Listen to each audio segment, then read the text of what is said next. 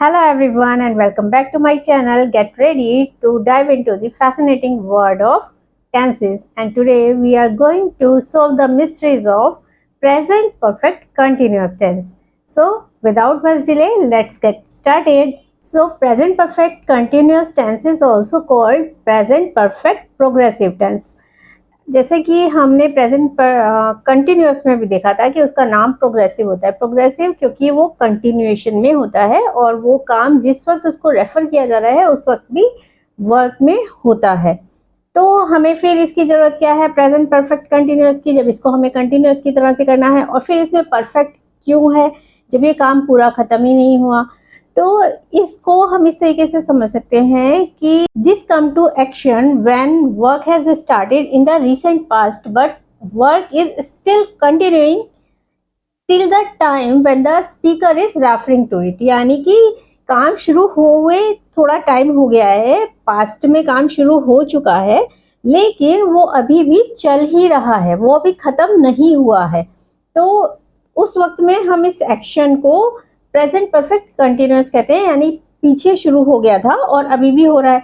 तो ऐसी ही कंफ्यूजन हम इसमें ये भी देख सकते हैं कि परफेक्ट में भी तो ऐसे ही होता है कि काम जो है वो शुरू हुआ होता है थोड़ी देर पहले और ख़त्म हो जाता है जिस वक्त हम उसको लिख रहे होते हैं, लेकिन कभी कभी ऐसा होता है कि वो ख़त्म नहीं हुआ है।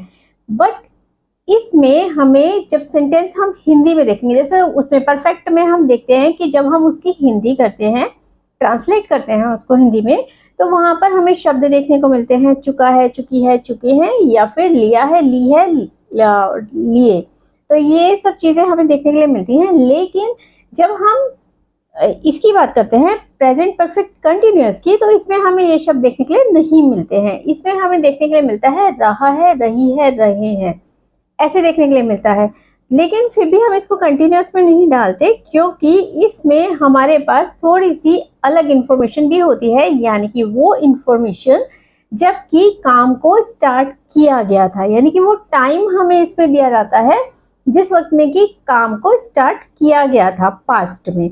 तो हमें उस चीज़ को बताने के लिए इस टेंस में, यानी कि प्रेजेंट परफेक्ट कंटिन्यूअस में, हमें इसको बनाना पड़ता है।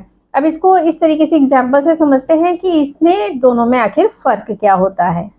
मान लीजिए कि हमारे पास सेंटेंस है मैं काम कर रहा हूँ, ठीक है। तो रहा हूँ यहाँ पे आया, तो इससे हमें पता चला कि ये कंटिन्यूअस का है। तो हम इसको बना देंगे I am doing my work या आई एम डूइंग वर्क, ठीक है।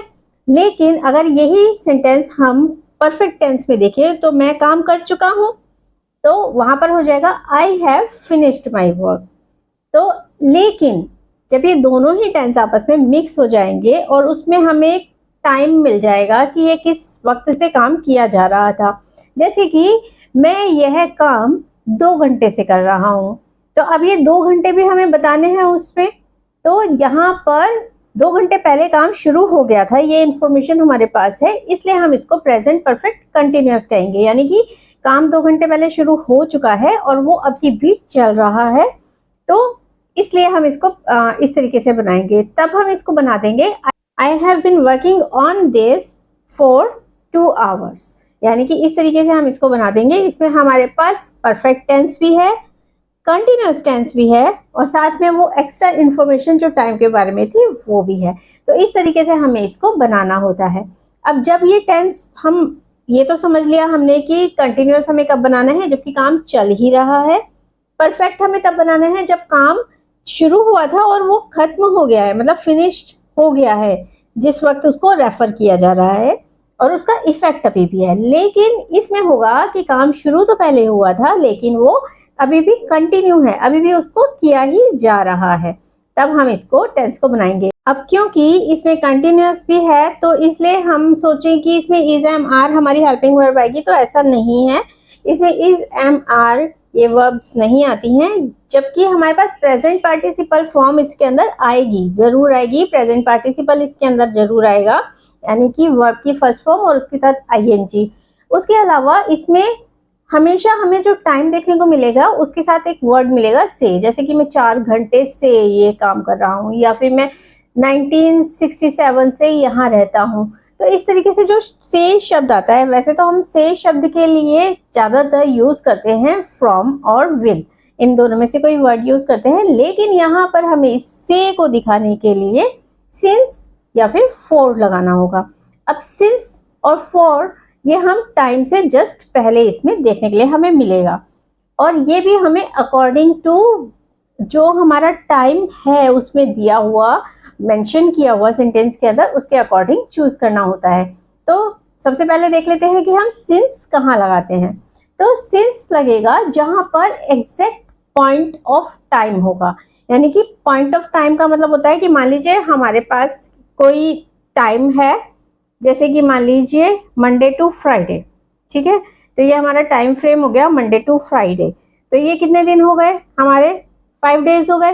तो अगर हम कहते हैं कि I am working on this since Monday, तो मंडे अगर हम रेफर कर रहे हैं, जहां से स्टार्ट हुआ है वर्क, मंडे को स्टार्ट हुआ है, तो हम इसको सिंस कहेंगे। लेकिन अगर हम कहते हैं I have been doing this work for 5 days, तो हमने पूरा पीरियड ले लिया, तब हम लेंगे इसके अंदर फॉर को।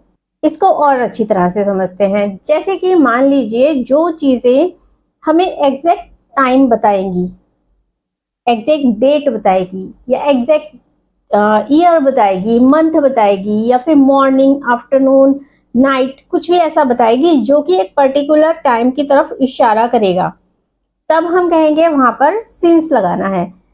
लेकिन जो चीजें एक पीरियड ऑफ टाइम को दिखाएंगी, जैसे कि 2 इयर्स, अब 2 साल, कौन से 2 साल, ये पक्का नंबर हमें नहीं दिया गया, हमारी जिंदगी के 2 साल कोई से भी हो सकते हैं, या फिर अ वीक, कोई सा भी एक वीक हो सकता है, जैसे कि 2 hours, 7 days, for a long time. तो इस तरीके से जो पीरियड दे दिया जाएगा हमें, उसमें हमें पक्का ना तो डेट दिखेगी, ना टाइम दिखेगा, ना फिर हमारे पास कोई मंथ, ईयर, इनका नंबर होगा। तो इस तरीके की जो चीजें होंगी उनके साथ हम हमेशा फॉर लगाएंगे। तो जब भी हमारे पास कोई एग्जैक्ट टाइम होगा, यानी कि पॉइंट ऑफ टाइम, तब हम लगाएंगे सिंस। लेकिन जब भी हमारे पास होगा एक पीरियड ऑफ टाइम, जिसमें कि हम एग्जैक्ट नहीं बता सकते कि वो कौन सा पर्टिकुलर पक्का वाला टाइम नहीं है, पक्का एग्जैक्ट हमें नहीं पता है, तब हम उसको कहेंगे कि ये फॉर है।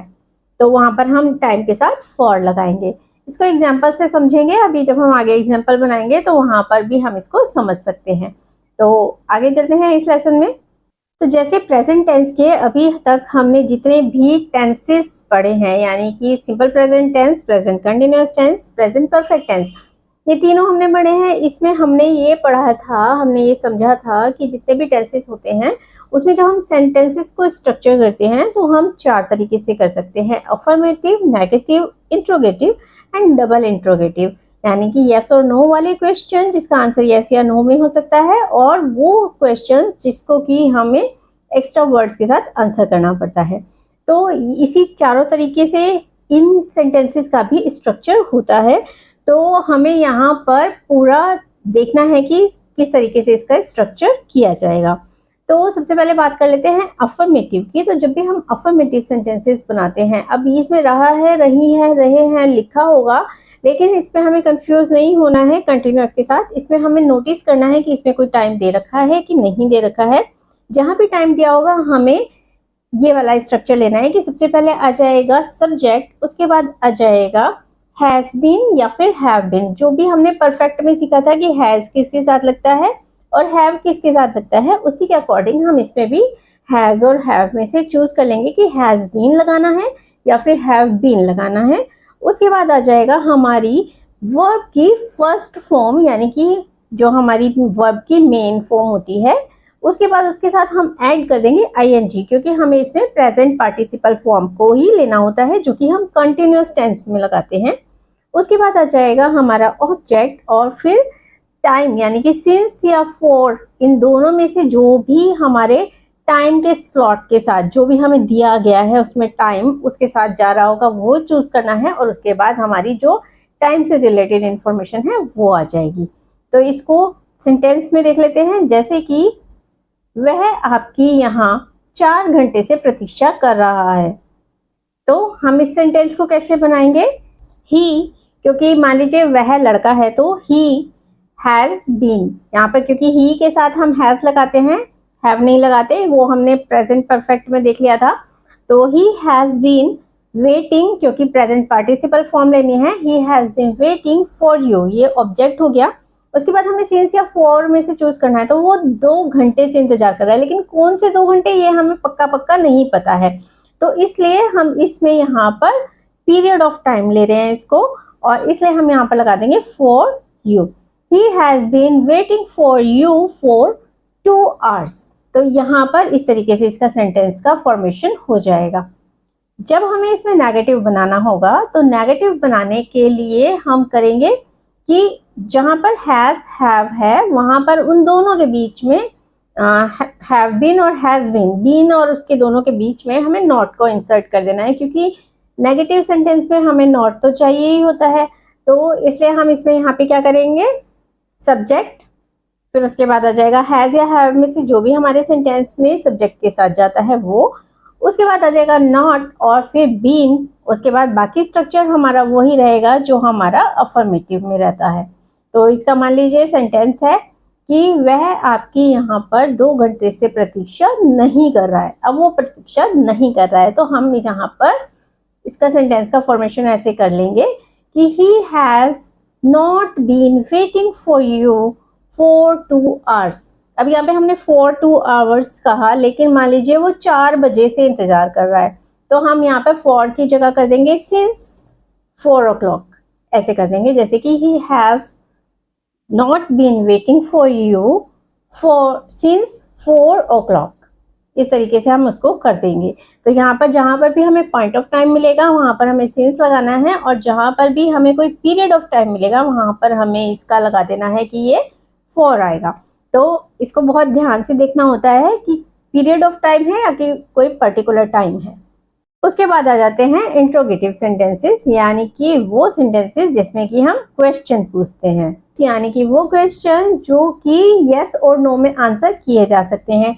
तो जो यस और नो में आंसर किए जा सकते हैं वो अभी तक हमने जब जितने भी टेंसेस पढ़े हैं तो उन सब में हमने देखा था कि इन क्वेश्चन की शुरुआत हमेशा हेल्पिंग वर्ब से होती है। तो हेल्पिंग वर्ब यहाँ पर सबसे पहले हमारी हैज या हैव तो इसमें है ही, तो हम उसी को सबसे आगे ले आएंगे। तो हैज हैव में से जो भी हमारे सब्जेक्ट के साथ जा रहा होगा पहले वो आ जाएगा, उसके बाद आ जाएगा सब्जेक्ट, फिर आ जाएगा बीन, उसके बाद हमारी वर्ब की first form ING, since object, since for और फिर टाइम। तो इस तरीके से सेंटेंस का फॉर्मेशन हो जाएगा। तो इसका स्ट्रक्चर देख लेते हैं कि सेंटेंस की फॉर्मेशन कैसे होगी। तो जैसे कि वह आपकी 2 घंटे से प्रतीक्षा कर रहा है, तो लेकिन यहाँ पे हम कर देंगे कि वह आपकी 2 घंटे से प्रतीक्षा कर रहा है। तो हैज सबसे पहले आ जाएगा, has he been waiting for you for 2 hours। तो इस तरीके से इसकी सेंटेंस की फॉर्मेशन हो जाएगी। उसके बाद आता है हमारा डबल इंट्रोगेटिव। अब डबल इंट्रोगेटिव में हमारा सिर्फ क्वेश्चन की जो फॉर्मेशन होती है वो हमारी इंट्रोगेटिव वाली जो अभी हमने पढ़ा वही रहती है, लेकिन इसमें ऐड हो जाता है WH फैमिली का वर्ड। यहाँ पर सिर्फ हमें WH फैमिली का वर्ड इंसर्ट करना है। जैसे कि अभी हमने सेंटेंस बोला कि वह आपकी 2 घंटे से प्रतीक्षा क्यों कर रहा है, तो क्यों की इंग्लिश क्या होती है, वाई। तो सबसे पहले आ जाएगा why has he been waiting for you for 2 hours। इस तरीके से इसकी फॉर्मेशन हो जाएगी। तो इस की स्ट्रक्चर जो है वो इसी तरीके से होता है, बस हमें ध्यान रखना होता है किसके साथ हैज बीन आएगा, किसके साथ हैव बीन आएगा। उसके अलावा सिंस और फॉर उसको हमें टाइम के जो भी हमें टाइम उसमें दिया है सेंटेंस में उसके अकॉर्डिंग लगाना होता है। So that's it for today. आज के हमने जितने भी मतलब प्रेजेंट टेंस के अंदर जितने भी टेंसेस थे वो हमने सारे कंप्लीट कर लिए हैं। Present simple present tense, present continuous tense, present perfect tense and present perfect continuous tense, ये चारों हमारे कवर हो चुके हैं। इन चारों से रिलेटेड अगर आपको कोई भी क्वेश्चन हो तो आप कमेंट कर सकते हैं। उसके अलावा अगर आपको ये वीडियो पसंद आया हो तो इसको लाइक कर दीजिए, चैनल को सब्सक्राइब कर लीजिएगा, बेल आइकन भी प्रेस कर दीजिएगा ताकि मेरे आने वाले वीडियोस की नोटिफिकेशन आपको मिलते रहें। उसके अलावा मिलते हैं किसी और वीडियो में और किसी और टॉपिक के ऊपर बात करेंगे और अपनी नॉलेज बढ़ाएंगे। तब तक के लिए bye bye and thank you so much for watching.